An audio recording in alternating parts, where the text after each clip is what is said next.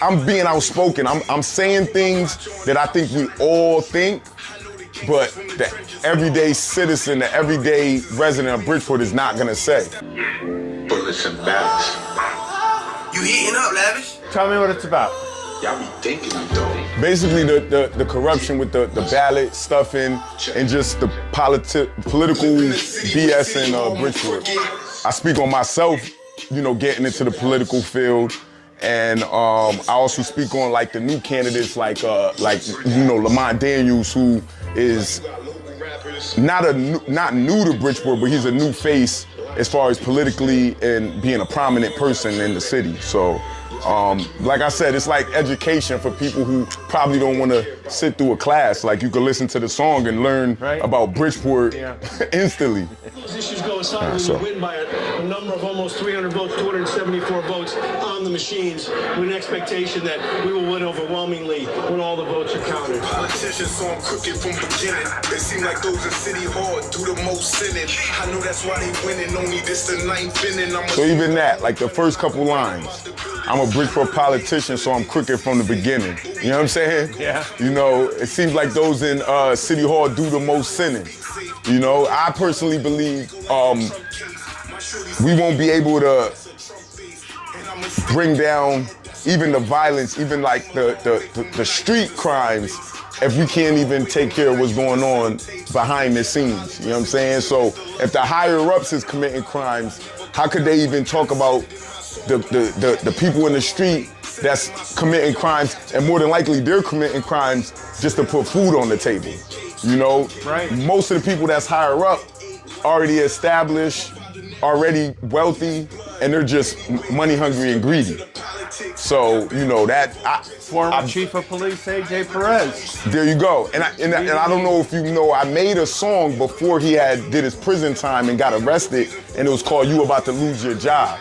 So a lot of the things that I've been saying, it's coming to fruition, and I'm being outspoken. I'm saying things that I think we all think, but the everyday citizen, the everyday resident of Bridgeport is not gonna say. For even fear that they may lose their job. See, a lot of people in my position, or those who have teachers and the activists and the program runners, they're being funded by the politicians. So they're not gonna say somebody's wrong, because then they will never get funded again. Me being a self-employed, I just do music, I got my clothing line, Walk 19, Everybody Hates Grits tees, nobody could fire me. You know what I'm saying? So I could be with them today, and tomorrow I could be talking against them, and they can't do nothing about We pair good together, right? Right. So you did a couple songs about Bridgeport and very politically involved and such. What about personal? What kind of songs have you run? Go ahead, you can run it now. Go ahead. Personal.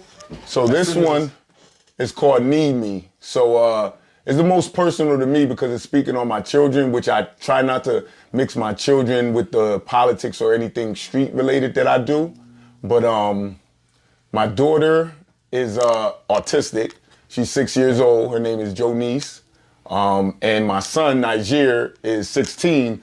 And he's a football player, high school football player, great football player. And, you know, like I said, I try not to mix them. Even though when I did like the protesting, even when I crossed the highway in Norwalk, they came on the highway with me.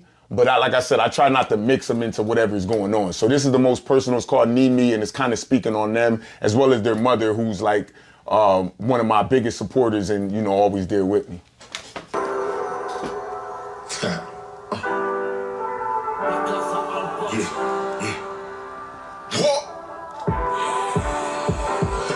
So yeah, I just basically explained, like, you know, her being autistic, I feel like family and friends don't treat her the same way as they probably treat other people in the family or other people, you know, involved around me. So I speak on that. And even my son, when I was 16, I was in the gangs and stuff.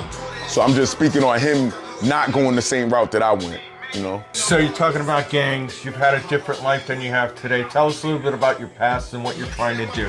So I would say about early 2000, in high school, my high school years, I joined the Bloods, the Blood Gang. And from there, you know, I always was an athlete, still was in school. I always had perfect attendance, was good in school, but you know, when I got out of school, I got into a lot of like gang activity, fighting, eventually, you know, shootings, a lot of things that we, you know, that you cover on the news every day in Bridgeport. By then, everything caught up to me. I did 4 years in prison, you know, had numerous charges. Everybody could look them up. And, the thing that stood out to me the most was your post on Facebook. You said something about a bad day in freedom is better than the best day in prison. 100%. Tell me about that.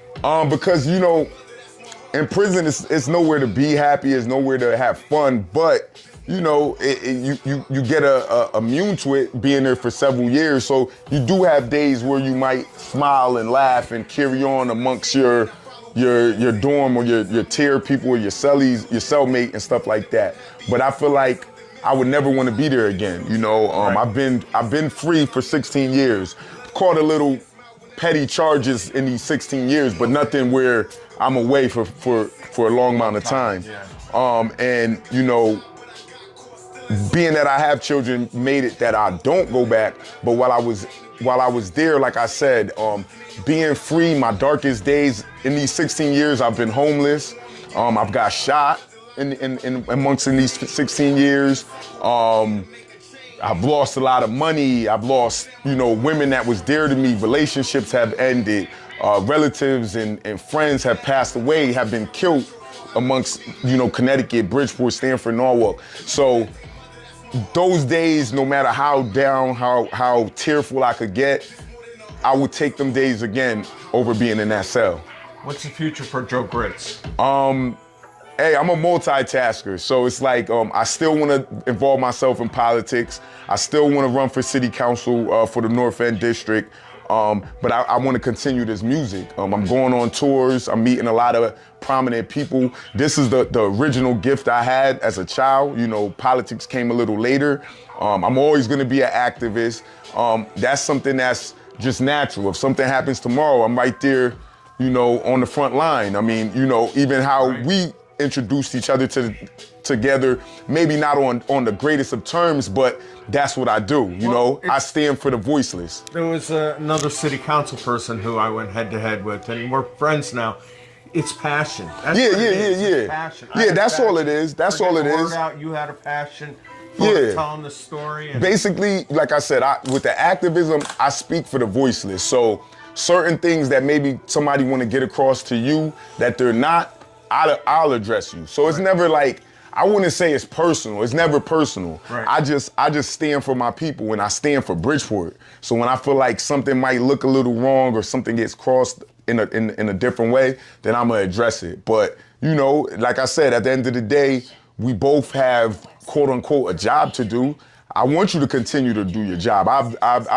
You know, I check your page, I check your platform more than I check, I don't want to speak the other platforms, That's you know, fine. but you know, the other platforms, and I actually like yours better because it's more detailed and it's more in depth. It's not a 2-minute clip, and it stays up there. So 5 months from now, we could go back and be like, you know, so you know that's that when it comes to that. You're gonna be doing anything here locally where people can catch you? Oh yeah. Well, the most recent thing is the 6 in Waterbury. I'm performing, and then I'm doing little shows in like Orange, Connecticut, Providence, Rhode Island. But at the end of the month, I'm going on a tour with an artist by the name of Lebo. He's not from Connecticut, and he's going everywhere. Okay. Washington, California. Right. I'll be starting off in Brooklyn, New York, Atlanta, and then I'm going through Florida, Tampa, Orlando, and Miami. So that's the most major things. And like I said, I'm still gonna involve myself with politics. I know we got a state rep run coming up. We have different, you know, things that's gonna come. Early voting just came into place. So I'm gonna continue to involve myself, even with the Board of Education, with this 6 schools closing. I've been at the meetings. You know, I'm sitting there, I'm standing there, and I'm voicing my opinion on social media. So none of that's gonna change. And I'm gonna just continue to be grits. Okay. And I got my, my clothing line. Everybody could get that. Walk 19 Clothing on Instagram at Walk 19 Clothing.